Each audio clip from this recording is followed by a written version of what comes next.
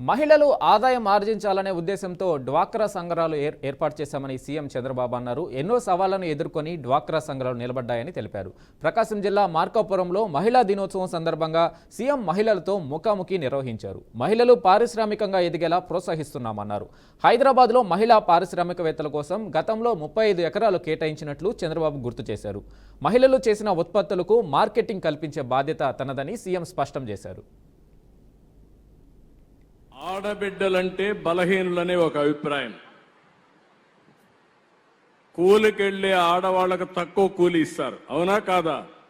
అవునా? వాస్తవం కదమ్మా.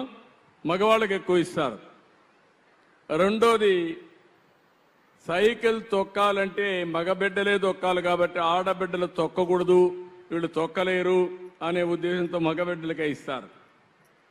ఇవన్నీ ఆలోచించిన తర్వాత కొంతమంది మగబిడ్డలు ఆడబిడ్డల్ని ఎగతాళి చేస్తూ ఉంటారు. నీకేం తెలియదు, నువ్వు గమ్మునుండు అని మాట్లాడుతూ ఉంటారు. ఇవన్నీ చూసిన తర్వాత నాకు అనిపించింది, మా ఆడబిడ్డల శక్తి చూపించాలని 8, 9, 10వ తరగతి చదివే ఆడబిడ్డలందరికీ సైకిళ్ళు ఇచ్చాను. మగవాళ్ళు నడిచిపోతా ఉంటే మా ఆడబిడ్డలు సైకిళ్ళు వేసుకొని పోతా ఉంటే చూసి ఆనందపడ్డాం, ధైర్యాన్ని ఇచ్చాం. అది కొంతమంది 8వ తరగతికి వస్తానే తల్లిదండ్రులు చదువుకు నిలిపేసేవాళ్ళు.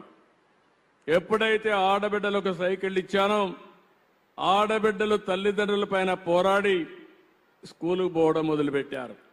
దానివల్ల స్కూలుకి వెళ్ళారు, ధైర్యం వచ్చింది. ఎవరైనా మగవాళ్ళు గేలి చేస్తే, ఎగతాళి చేస్తే తిరుగుబాటు చేసే శక్తిని కూడా ఇచ్చాం. ఈరోజు ఆ శక్తిని మిమ్మల్ని అందరినీ మళ్ళా కోరుతున్నా. ఎవరైనా మగవాళ్ళు కానీ మీ మీద అరాచకాలు చేయాలంటే తిరిగి గట్టిగా సమాధానం చెప్పే పరిస్థితి మీ దగ్గర నుంచి వస్తే భయపడే పరిస్థితి వస్తుంది. అది రావాలని మనస్ఫూర్తిగా నేను కోరుకుంటున్నాను.